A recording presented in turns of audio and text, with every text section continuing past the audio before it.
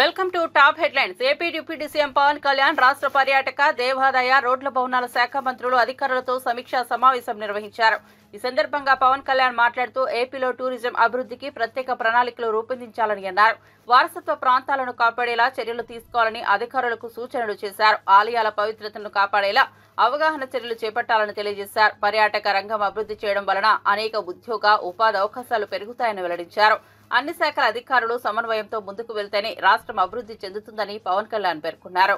దీంట్లో మనకి మేజర్ గా ఇష్యూస్ ఏముంటాయంటే, ఒకటి మొన్న కర్ణాటకకి వెళ్తే కూడా కుంకి ఎలిఫెంట్స్ అవి ఇచ్చినప్పుడు one request from Karnataka Eshwar Khandre గారు, ఆయన రిక్వెస్ట్ అంటే మీరు చాలా మంది శ్రీశైలం గురించి చెప్పారు. శ్రీశైలంకి మేము అందరం కాలు నడుకుని వస్తాం, బాగా ఇబ్బంది ఉంది, ప్లస్ మాకు ఒక చిన్న ఫెసిలిటీ ఏదైనా కావాలి, ఆల్రెడీ ఉండింది ఒకప్పుడు, ఇప్పుడు తీసేశారు. That is we're losing, discouraging them not to come. అలాగే ఫారెస్ట్ కూడా ఒక ఇష్యూ ఏముందంటే, థరోఫేర్ ఫారెస్ట్ నుంచే రావాలి, but they are disrupting the surroundings. ఇబ్బంది పెడుతున్నారంటే it is their job is to protect the forest.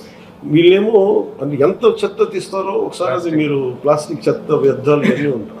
9 truckloads. So it is also అంటే one way of facilitating, making it comfortable. The other side, we also making them environmentally however they should. అంటే బాధ్యతగా ఉండాలి, అది కూడా. So we need a greater education process. చాలా educate చేయాల్సిన అవసరం ఉంది. దానికి ఒకటి very simple. First of all identifying what are the heads on, like say we have wildlife, under wildlife how many sanctuaries we have, what kind of ecotourism centers we have. When you say talk about adventure is still poor, and I see a lot of school kids ఏం చేస్తారంటే, ఇప్పుడు major కొంచెం affluent schools అన్ని they send them to Karnataka. a lot of adventure farms ఉన్నాయి. ఇప్పుడు అలాగే మనం పిల్లలకి ఇప్పుడు మన సిద్ధపట్నంలో కానీ, లేదంటే మన కడపలో, మన కందికోటలో కానీ can be run and adventure trap. అక్కడ పిల్లలకు ఉండటానికి వీలుగా ఏదైనా పెట్టేసి దే కెన్ స్కూల్స్ వాళ్ళ పిల్లలు పంపించడానికి, that creates very good employment opportunity. ఇప్పుడు హెరిటేజ్ సైట్స్లో అది మన కర్నూలు దగ్గర అది ఉంటుంది సార్, అది రాక్ గార్డెన్.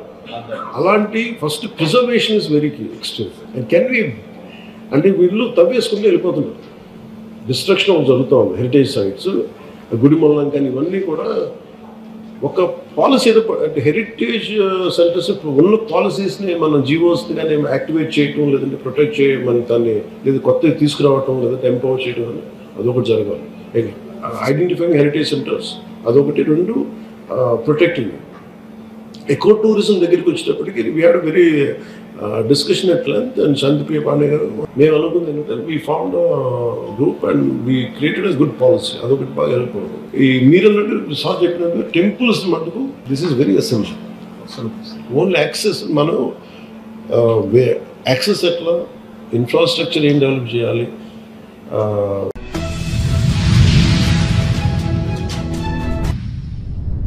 తిరుమల శ్రీవారిని సినీ నటుడు శివాజీ దర్శించుకున్నారు. వీఐపీ ప్రారంభ విరామ దర్శన సమయంలో ఆయన స్వామివారి సేవలో పాల్గొన్నారు. టీటీడీ అధికారులు శివాజీకి స్వాగతం పలికి దర్శన ఏర్పాట్లు చేశారు. దర్శనం అనంతరం ఆయనకు రంగనాయకుల మండపంలో పండితులు ఆశీర్వచనం చేసి స్వామివారి తీర్థ ప్రసాదాలను అందజేశారు. ఈ సందర్భంగా ఆలయం వెలుపల మీడియాతో మాట్లాడిన శివాజీ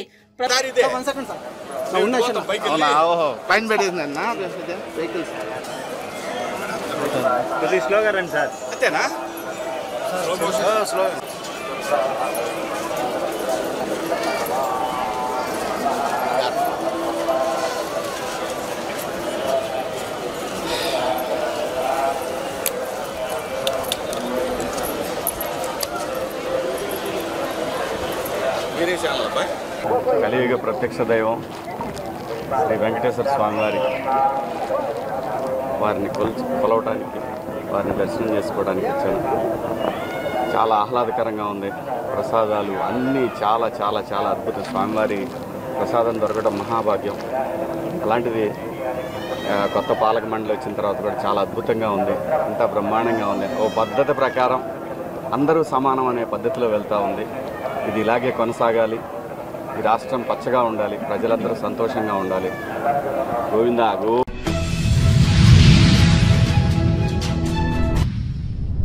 పట్టణీకరణ పెరిగిన కొద్ది పిచ్చుకలు కనుమరుగవుతూ వచ్చాయని, ఇప్పుడు నగరాల్లో ఎక్కడా పిచ్చుకలు కనిపించడం లేదని ప్రధాని నరేంద్ర మోదీ ఆవేదన వ్యక్తం చేశారు.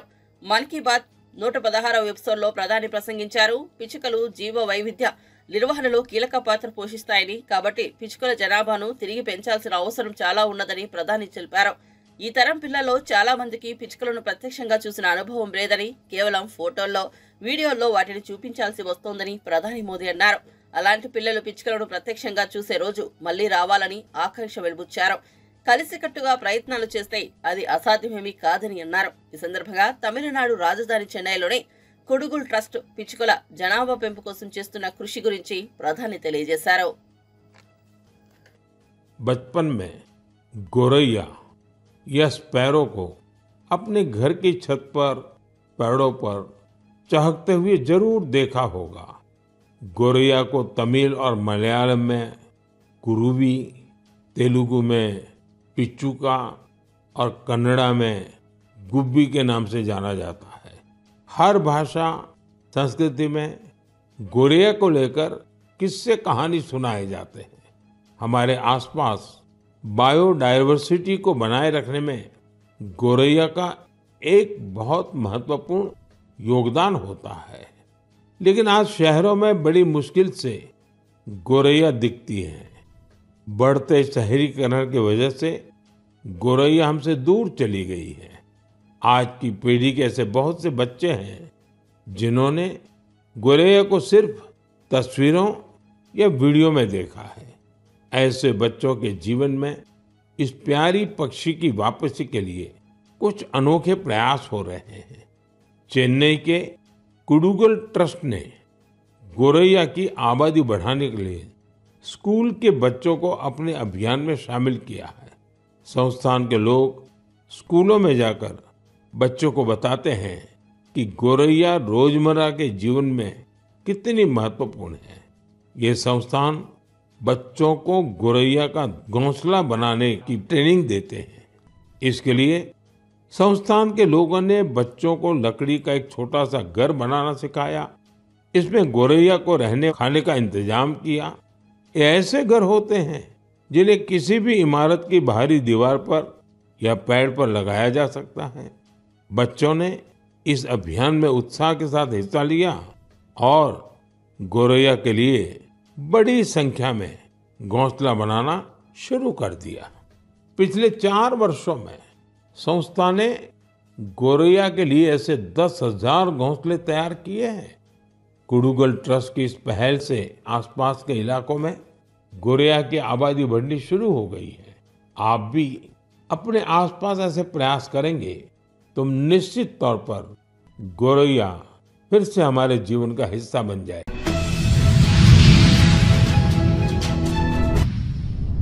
మాజీ మంత్రి జనసేన నేత బాలినేని వ్యాఖ్యలకు వైసీపీ నేత చెవిరెడ్డి భాస్కర్ రెడ్డి కౌంటర్ ఇచ్చారు. బాలినేని శ్రీనివాస్ రెడ్డి పూర్తిగా అబద్దాలు మాట్లాడుతున్నారని, జగన్ గురించి వ్యక్తిగతంగా విమర్శించి మాట్లాడడం సరికాదని, స్పెషల్ ఫ్లైట్ లో విదేశాలకు వెళ్లేంత స్వేచ్ఛను బాలినేనికి జగన్ ఇచ్చారని చెవిరెడ్డి చెప్పుకొచ్చారు. అలాగే వైసీపీ పార్టీలో బాలినేనికి ఎంతో గౌరవం ఇచ్చారని, బ్లాక్ మెయిల్ తో జగన్ ను బాలినేని ఇబ్బంది పెట్టారని, అయినప్పటికీ బాలినేని జగన్ భరించారని చెవిరెడ్డి అన్నారు. కూటమితో కలిసి జగన్ ను ఇబ్బంది పెట్టాలనుకుంటున్నారని, ఎన్ని కష్టాలు వచ్చినా జగన్ ఎదుర్కొంటారని, 36 ఏళ్లుగా వైఎస్ కుటుంబంతోనే ఉన్నా తాను ఏ పార్టీ మారలేదని, మరో జెండా పట్టుకోలేదని, ఒంగోలు ప్రజలతో తనకు అనుబంధం ఉందని, తాను నిత్యం ప్రజలు కార్యకర్తలకు అండగా ఉంటారని ఈ సందర్భంగా చెవిరెడ్డి భాస్కర్ రెడ్డి చెప్పుకొచ్చారు. నన్ను అంగీకరించారు. అందుకే ఈరోజు చెప్తున్న ఒంగోలుతో నాకు విడదీయరాని అనుబంధం ఏర్పడ్డది. ఆ అనుబంధం ఎప్పటికీ అలాగే ఉంటుంది. ఆ ప్రజలతో ఉంటుంది, నాయకులతో ఉంటుంది, కార్యకర్తలతో ఉంటుంది. ఏ చిన్న కార్యకర్తకు, ప్రజలకు, మా నాయకులకు ఇబ్బంది వస్తే ఖచ్చితంగా ఒక బ్యాక్ బోన్గా వాళ్ళందరికీ అండగా నిలుస్తాం. మా పార్టీ పైన, మా నాయకుల పైన, మా నాయకుడి పైన మీరు ఎలాంటి ఆరోపణలు చేసినా వాటిని తిప్పకొట్టడానికి, మీరు చెప్తున్నటువంటి అబద్ధపు మాటలు, మీరు చేస్తున్నటువంటి బ్లాక్మెయిల్ రాజకీయాలు చెప్పడానికి ఎప్పుడు ముందు ఉంటామని కూడా మీకు తెలియజేస్తున్నా. మీరు అన్నారు నేను రష్యాకు ఫ్రెండ్స్తో వెళ్తే తప్ప అని అడిగారు.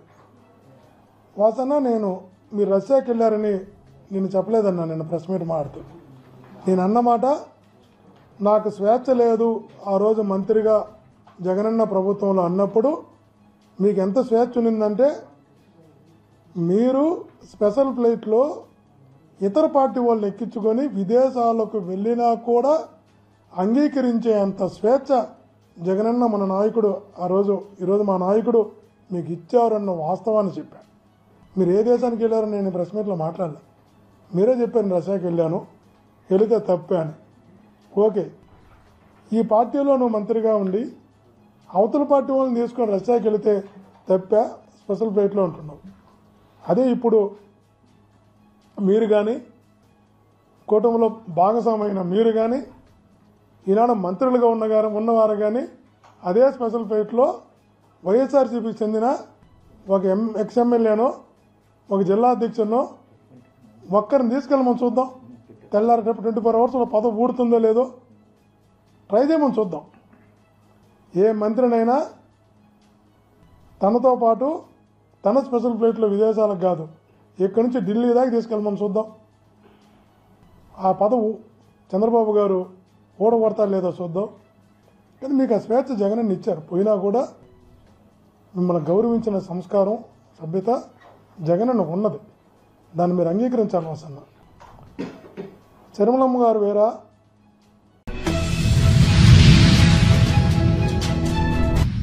వైఎస్ఆర్సీపీ అవినీతికి చిరునామాగా నిలుస్తోందని రాష్ట్ర కార్మిక శాఖ మంత్రి వాసంశెట్టి సుభాష్ ఆరోపించారు. డాక్టర్ బిఆర్ అంబేద్కర్ కోనసీమ జిల్లా అమలాపురంలో నిర్వహించిన విలేకరుల సమావేశంలో మాట్లాడారు. అవినీతి కేసులో త్వరలో జిల్లాకు చెందిన ఓ మాజీ మంత్రి అతని కుమారుడు అరెస్ట్ అవుతారన్నారు. రామచంద్రాపురంలో 3 వైఎస్ఆర్సీపీ నాయకులు ఖాళీగా ఉన్నారని, వారి ఉనికి కోసం లేనిపోని ఆరోపణలు చేస్తున్నారన్నారు. తనపై నిరాధార ఆరోపణలు, అనుచిత వ్యాఖ్యలు చేసిన వైఎస్ఆర్సీపీ నేత పిల్లి సూర్యప్రకాష్ కు లీగల్ నోటీసులు పంపించారన్నారు. ఆయన ఆధారాలు చూపించలేకపోయారన్నారు. దీనిపై సివిల్, క్రిమినల్ కేసులు పెడతానన్నారు. తాను భూ కబ్జాకు పాల్పడ్డానని, కొంతమంది రామచంద్రాపురంలో ధర్నా చేశారని, ఆధారాలు ఉంటే కలెక్టర్కు ఫిర్యాదు చేయాలన్నారు. తమ ప్రమేయం 1% ఉన్నట్లు తేలినా దేనికైనా సిద్ధమన్నారు. మహిళలు, వైఎస్ఆర్సీపీ కార్యకర్తలు స్వార్థ రాజకీయాలకు బలవుతున్నారని అన్నారు. అవగాహన లేని నాయకులను నమ్ముకుని కేసుల్లో ఇరుక్కోవద్దని వైఎస్ఆర్సీపీ కార్యకర్తలకు మంత్రి హితవు పలికారు. గతంలో మహిళలు కూడా ఇలా మాట్లాడటం జరిగింది. ఎందుకంటే మహిళలను గౌరవంతో నేనేం మాట్లాడలేదు. అది నా మంచితనాన్ని చేతకంతనం కింద తీసుకుని మళ్లీ నిన్న అవసరం లేని అభియోగాలు నా మీద చేయడంతో ఇప్పుడు లీగల్ నోటీసులు పంపడం జరుగుతూ ఉంది. మహిళలను కూడా చూడడం ఎట్టి పరిస్థితులు. ఎందుకంటే అవసరం లేని అభియోగాలు చేసి కొంతమంది స్వార్థ రాజకీయ నాయకులు అవసరం లేని అభియోగాలు చేయడం, వీళ్ళు చేత చేయించడం కొంత బాధించింది. వాళ్ళకి లీగల్ నోటీస్ పంపుతున్నాం మహిళలందరికీ. అలాగే సోదరు గట్టా గోవింద్కి, రౌడీ షీటర్కి కూడా పంపడం జరుగుతుంది. వాళ్ళ మీద వాళ్ళు వివరణ ఇవ్వకపోతే, ఆధారాలు చూపించకపోతే మళ్ళీ వారం రోజుల్లోపు సివిల్ కేసులు, క్రిమినల్ కేసులు వాళ్ళ మీద పెట్టడం జరుగుతాయి. ఇందులో నా ప్రమేయం 1% ఉందని తెలిసినా నేను దేనికైనా సిద్ధం. దొంగల శ్రీధర్ అని మీరు అనుచరుడు అంటున్నారు ప్రధానంగా. మరి అతను అడగాల. ఇప్పుడు నేను పాస్బుక్లు ఇప్పించలే, కూడా తిరిగి వాళ్ళు వాళ్ళ సైట్లో వాళ్ళ డిస్ప్యూట్లు అయ్యి ఉంటాయి. అతన్ని పేరు ప్రస్తావించాలి తప్ప ఇప్పుడు నేను అదే అంటున్నాను. పాస్బుక్లు ఇచ్చారు ఇయ్యి అన్నారు. పాస్బుక్లు ఇప్పిస్తే ఏ అధికారి ఇచ్చేస్తాడు పాస్బుక్లు? అక్కడ హక్కు లేకుండా ఏ అధికారి ఇస్తాడు? ఇస్తే పై అధికారి ఎందుకు ఊరుకుంటాడు? పై అధికారి కంప్లైంట్ పెట్టమండి. కలెక్టర్ గారు ఉన్నారు, ఆర్డీఓ గారు ఉన్నారు, పై కంప్లైంట్ పెట్టొచ్చు. ప్రతిసారి మేము శ్రీధర్ మీ అనుచరుడేనా లేదా అలా చెప్పి తిరుగుతున్నారా? కార్యకర్త మీకు ప్రధాన అనుచరుడు. ఇలాంటి కార్యకర్తలు చాలా మంది ఉన్నారు. వాళ్ళ వ్యక్తిగతం, అది వాళ్ళ వ్యక్తిగతాన్ని నా మీద రుద్దితేలా? ఇప్పుడు నేను ఎక్కడ చెప్పాను? పాస్బుక్లు చెప్తే ఇచ్చేసి పాస్బుక్లు అయ్యానా? అయ్యా ఇక్కడ 3 నాయకులు ఉన్నారు. వాళ్ళకి ఇంక పని ఏం లేదు, ఖాళీ అయిపోయారు. ఖాళీ అయిపోయి ఆల్రెడీ వాళ్ళ అవినీతి భోగోతాలు కూడా అన్ని నేను బయట పెట్టాను. కాబట్టి ఇంకో నాయకుడు, ముఖ్యంగా ఒక రాష్ట్ర మాజీ మంత్రి అతి త్వరలో అరెస్ట్ అవడం చూస్తారు మీరు రోజుల వ్యవధిలో. అది కూడా మేము అవినీతి అంతా బయట పెడతాం. అతి త్వరలో మేము కూర్చుంటాం. అవినీతి care of address YSRCP party చూస్తా ఉన్నారు, వరుసగా వెళ్తా ఉన్నారు. అభియోగాలు ఫేస్బుక్ లో ఇష్టం వచ్చినట్టు అభియోగాలు చేయటం, ఇష్టం వచ్చినట్టు పిచ్చివాగుడు వాగటం, ఇంట్లో ఆడవాళ్ల మీదకి రావడం కూడా జరిగింది. వాళ్ళందరూ కూడా వరుసగా వెళ్తా ఉన్నారు. అలాగే ఆధారాలు లేని అభియోగాలు చేస్తే ఎంత తీవ్రంగా ఉంటుందని త్వరలో మీరు చూడబోతారు. కోనసీమకి చెందిన మంత్రి అండి, ఇతర జిల్లాలో కోనసీమకి చెందిన మంత్రి. అవినీతి కేసులో ఖచ్చితంగా అతని అబ్బాయి కూడా అతి త్వరలో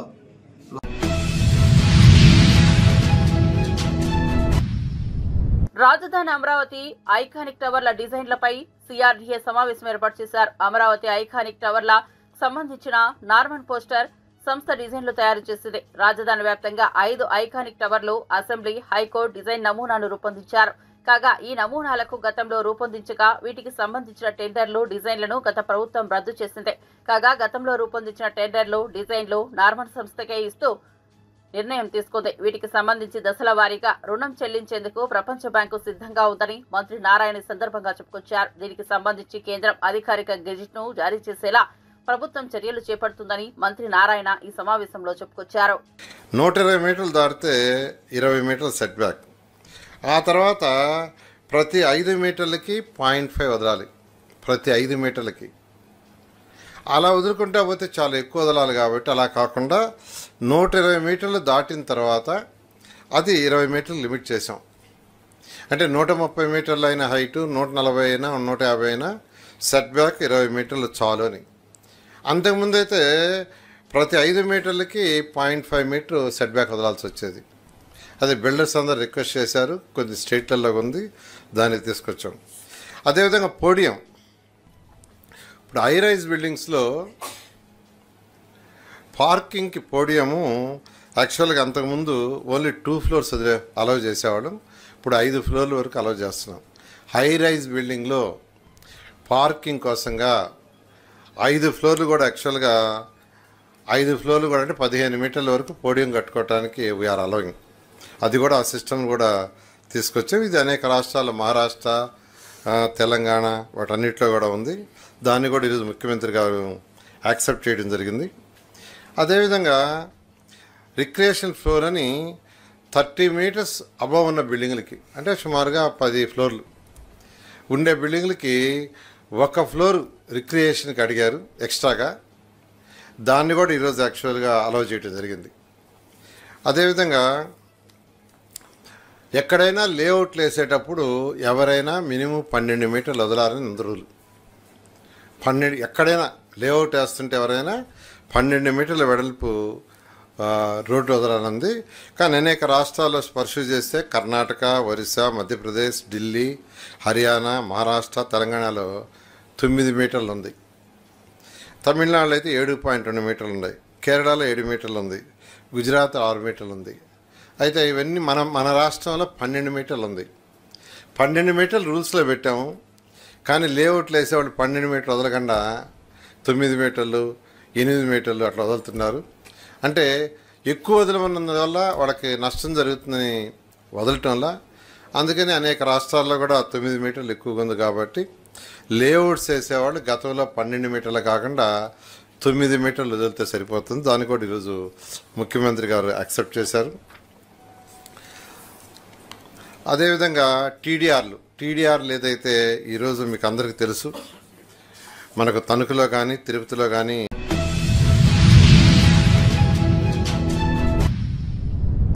అదానీ గ్రూప్ పై లంచాల విమర్శల నేపథ్యంలో తెలంగాణ ప్రభుత్వం కీలక నిర్ణయం తీసుకుంది. తెలంగాణ ప్రభుత్వం ప్రతిష్టాత్మకంగా ప్రారంభించిన యంగ్ ఇండియా స్కిల్ యూనివర్సిటీకి ఇటీవల అదానీ గ్రూప్ ప్రకటించిన 100 కోట్ల విరాళాన్ని స్వీకరించరాదని నిర్ణయించింది. ఈ విషయాన్ని తెలంగాణ సీఎం రేవంత్ రెడ్డి మీడియా సమావేశంలో వెల్లడించారు.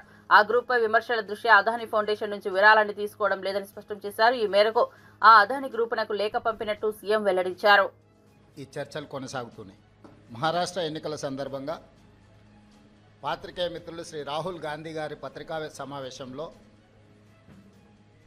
అదానీ గారి నుండి తెలంగాణ రాష్ట్ర ప్రభుత్వం, ఆ రాష్ట్ర ముఖ్యమంత్రి రేవంత్ రెడ్డి గారు నిధులను స్వీకరించారు కదా, కాంగ్రెస్ పార్టీ ఏ విధంగా అదానీ గారి తప్పులను ప్రశ్నిస్తారు అని చెప్పి పాత్రికేయ మిత్రులు ప్రస్తావించడం జరిగింది. రాహుల్ గాంధీ గారు కూడా విస్పష్టంగా ఒక అంశాన్ని ప్రస్తావించారు. అంబానీ కావచ్చు, టాటా కావచ్చు, బిర్లా కావచ్చు, ఈ దేశంలో ఉండే ఏ సంస్థలకైనా రాజ్యాంగబద్ధమైన రక్షణ ఉంటుంది, వాళ్ళు పెట్టుబడులు పెట్టడానికి అవకాశం ఉంటుందని రాహుల్ గాంధీ గారు వివరించడం జరిగింది. ప్రతిష్టాత్మకంగా తెలంగాణ రాష్ట్ర ప్రభుత్వం భావించి ప్రారంభించిన యంగ్ ఇండియా స్కిల్స్ యూనివర్సిటీకి కార్పస్ ఫండ్ కింద రాష్ట్ర ప్రభుత్వం నిధుల స్వీకరణ కోసం చేస్తున్న ప్రయత్నంలో భాగంగా చాలా సంస్థలు ముందుకొచ్చి రాష్ట్ర ప్రభుత్వం ప్రారంభించిన ప్రతిష్టాత్మకమైన యంగ్ ఇండియా స్కిల్స్ యూనివర్సిటీకి నిధులను ఇవ్వడం జరిగింది. దాంట్లో భాగంగానే అదానీ సంస్థ కూడా 100 కోట్ల రూపాయలను కార్పొరేట్ సోషల్ రెస్పాన్సిబిలిటీ కింద తెలంగాణ రాష్ట్ర ప్రభుత్వం ప్రారంభించిన యంగ్ ఇండియా స్కిల్స్ యూనివర్సిటీకి ఇస్తాము అని చెప్పి ఆమోద లేఖ ఇవ్వడం జరిగింది. ఈ అంశాన్ని ప్రస్తావించడం ద్వారా అదేదో అదానీ గ్రూప్ తెలంగాణ రాష్ట్ర ప్రభుత్వానికో ముఖ్యమంత్రి గారికో అప్పనంగా 100 కోట్ల రూపాయలు ఇచ్చినట్టుగా అనవసరమైన చర్చలకు రాద్ధాంతానికి తావిస్తున్నది. ఇప్పటి వరకు ఏ సంస్థ నుంచి కూడా తెలంగాణ రాష్ట్ర ప్రభుత్వం తన ఖాతాలోకి 1 రూపాయి కూడా తీసుకోలేదు, ఇంక్లూడింగ్ అదానీ. అనవసరమైన చర్చలలో తెలంగాణ ప్రతిష్ట కానీ వ్యక్తిగతంగా నా గురించి చర్చ జరగడం మా మంత్రివర్గ సహచరులకు నాకు ఎలాంటి సుతారము ఇష్టం లేదు. అందుకే స్పష్టంగా నిన్ననే రాష్ట్ర ప్రభుత్వం తరఫున అదానీ గ్రూప్ ఆఫ్ కంపెనీస్కి మా అధికారి జయేష్ రంజన్ ద్వారా లేఖ రాయడం జరిగింది. జరుగుతున్న వివాదాలు, ఆరోపణలు, రకరకాల పరిస్థితుల వల్ల తెలంగాణ రాష్ట్ర ప్రభుత్వం మీరు ముందుకు వచ్చి ఉదారంగా తెలంగాణ యంగ్ ఇండియా స్కిల్స్ యూనివర్సిటీకి ఇస్తాన్న 100 కోట్ల రూపాయలను తెలంగాణ రాష్ట్ర ప్రభుత్వము స్వీకరించడానికి సిద్ధంగా లేదు. కాబట్టి దయచేసి మీ 100 కోట్ల రూపాయలను యంగ్ ఇండియా స్కిల్స్ యూనివర్సిటీకి బదిలీ చేయొద్దు అని చెప్పి విస్పష్టంగా వారికి లేఖ రాయడం జరిగింది. ఈ పత్రికా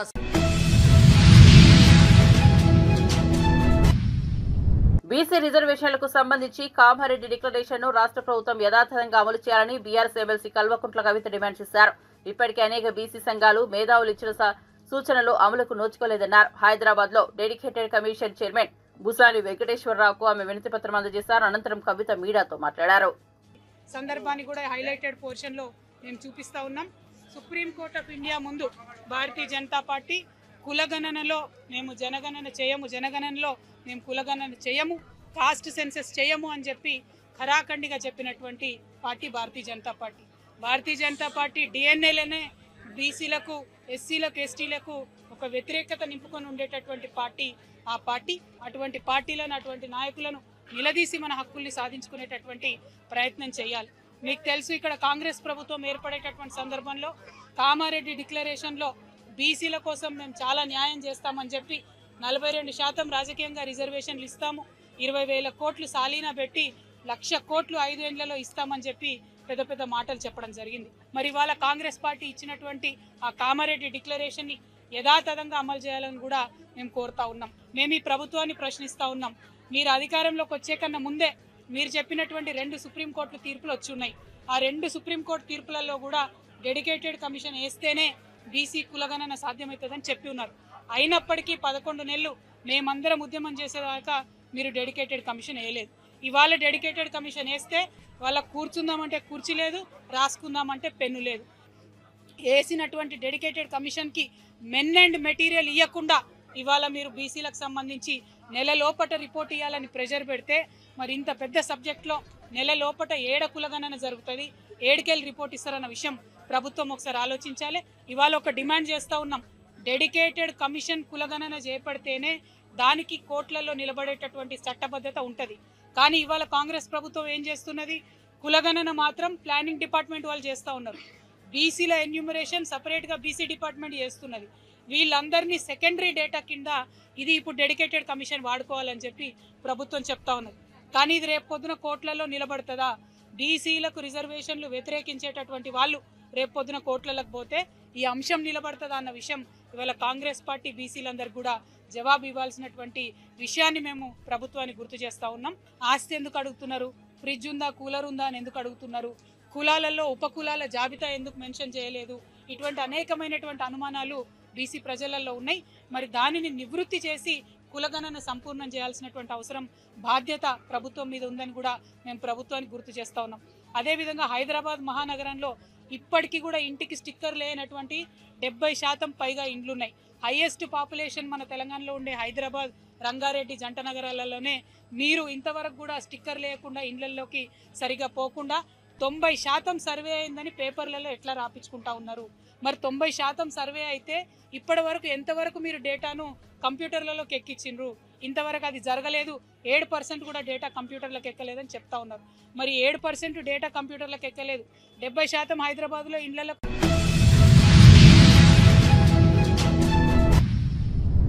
తాను విలువలతో రాజకీయాలు చేసే వ్యక్తినని జనసేన నేత మాజీ మంత్రి బాలినేని శ్రీనివాసరెడ్డి అన్నారు. వైఎస్ఆర్సీపీ నేత చెవిరెడ్డి భాస్కర్ రెడ్డి చేసిన వ్యాఖ్యలపై బాలినేని తీవ్ర ఆగ్రహం వ్యక్తం చేశారు. హైదరాబాద్ లో నిర్వహించిన మీడియా సమావేశంలో ఆయన మాట్లాడారు. బురద జల్లి పోవటం అనేది నాకు ఇష్టం ఉండదు. పార్టీ నుంచి బయటికి పోయిన తర్వాత ఎవరన్నా నా మీద కామెంట్ చేస్తే మటుకు ఊరుకోను, అన్ని చెప్తానని చెప్పాను. మొన్న సెకీ ఒప్పందం సంబంధించి సోలార్ ఎనర్జీ సెకీ వాళ్ళతో సంబంధించిన ₹2.49 ఏదైతే ఒప్పందం కుదిరిందో దానికి సంబంధించి నేను చూశాను. 1750 కోట్లు ముడుపులు అందిని అమెరికన్ ఏజెన్సీ ద్వారా బయటకు వచ్చిందని చెప్పి ఈటీవీలో రావటం జరిగింది. దీంట్లో ఈ ముడుపుల్లో మీకు కూడా బాగా ఉందా, మరి కన్సర్న్ మినిస్టర్ తెలియకుండా జరగదు కదా అని నాతో మాట్లాడటం జరిగింది. ఆ రోజు ఏం చెప్పాను, సెకీ వాళ్ళతో మాట్లాడింది నాకు తెలియదు. సో సీఎం ఆఫీస్ వాళ్ళ నుంచి ఫైల్ మూవ్ చేశారు. ఫైల్ నా దగ్గరికి వచ్చింది. అర్ధరాత్రి పూట ఫోన్ చేసి మీరు ఆ ఫైల్ని సంతకం పెట్టాలా ఇదని అడిగితే ఆ రోజు నైట్ నేను రిజెక్ట్ చేసాను. మార్నింగ్ వచ్చి క్యాబినెట్ మీటింగ్ పెడతాము అంటే క్యాబినెట్కి పంపించాం. అది నేను చెప్పింది విషయం. నిన్న చెవిరెడ్డి భాస్కర్ రెడ్డి మరి ఆయనకి ట్రాన్స్పోర్ట్లు ఈ అవగాహన ఉందో లేదో, అయితే అవగాహన ఉందేమో కానీ క్యాబినెట్లో జరిగే విషయాలు మనకు అవగాహన లేదు. ఆయన ఏదో మాట్లాడుతూ ఉన్నాడు, సంతకం పెట్టారు అని చెప్పి మాట్లాడతారు. క్యాబినెట్కి పంపించానండి. క్యాబినెట్ అంటే క్యాబినెట్ పంపించడం అంటే నా సంతకం లేకుండా ఎట్టపోతుంది? ఒప్పందంలో సంతకం పెట్టలేదు కానీ క్యాబినెట్ ఫార్వర్డ్ చేసేదానికి సంతకం పెట్టింది. ఆ డిజిటల్ సంతకంతో క్యాబినెట్కి పోయింది. దానికి ఎంతో సంతకం పెట్టేదానికి ఏది డైవర్ట్ చేస్తున్నారు? ఇది క్యాబినెట్ పంపించాను నేనే చెప్పాను కదా, మళ్ళీ ఇదేంది ఇది సంతకం పెట్టండి. క్యాబినెట్ పంపించేదానికి వితౌట్ మై సిగ్నేచర్ క్యాబినెట్ అడ్డు పెడతారు? కన్సర్న్ మినిస్టర్ సంతకం లేకుండా డెసిషన్ తీసుకున్నారు. ఆ 1750 కోట్లు నేను కూడా ముడుపులు తీసుకుని చెప్పాలా? ఏంటిది? What is this? నేను తప్పు మాట్లాడుతున్నాను, అబద్ధం మాట్లాడుతున్నాను అనుకోండి, ఓకే, సెక్రటరీ గారిని అడగండి. దాన్ని నిన్న ఏదో ఒకరికి ఇచ్చి మాట్లాడతాడు. రాజశేఖర రెడ్డి కుటుంబం వల్ల పైకి వచ్చావు అని మాట్లాడాడు. ఎస్, నేను మన పవన్ కళ్యాణ్ గారి పార్టీలో జనసేన పార్టీలో చేరిన రోజు కూడా చెప్పాను నేను, సార్ నాకు రాజకీయ భిక్ష పెట్టింది రాజశేఖర రెడ్డి గారు. పవన్ కళ్యాణ్ గారికి చెప్పాను, సార్ రాజశేఖర గారు నేను విలువల రాజకీయం చేశాను, దొంగ రాజకీయాలు చేయను, డైరెక్ట్గా నేను పవన్ కళ్యాణ్ నేను రాజశేఖర గారు నాకు రాజకీయ భిక్ష పెట్టారు కదా సార్, ఆయన మీద ఎప్పుడు నాకు గౌరవం ఉంటుంది సార్. కానీ ఆయన కొడుకు ఆయన ఇదితోటి ఆయన మినిస్టర్ ఇచ్చాడు కాబట్టి జగన్ గారు పార్టీ పెడితే నేను ఆ పార్టీలో చేరి నేను మినిస్టర్ వదులుకొని పోయాను, పార్టీలో ఎమ్మెల్యేగా వదులుకొని పోయాను. ఎందుకు? రాజశేఖర రెడ్డి గారి మీద ఉన్న గౌరవం, ఆయన నాకు ఇచ్చినటువంటి ఇది. ఈ చోటా నాయకుడు ఈ భాస్కర్ రెడ్డి ఎవరు? అప్పుడు ఏం చేస్తున్నాడు అతను నా గురించి మాట్లాడేవాడా? అతనేంటి ఆయన ఏం చేసాడు? అప్పుడు ఓపెన్గా అడుగుతా ఉన్నా, చెవిరెడ్డి భాస్కర్ రెడ్డి మెప్పు కోసం, చంద్రబాబు గారి మెప్పు కోసం, పవన్ కళ్యాణ్ గారి మెప్పు కోసం నువ్వు ఎమ్మెల్సీ దానికోసం నువ్వు ఈ రకంగా మాట్లాడుతున్నావు. ఎప్పుడు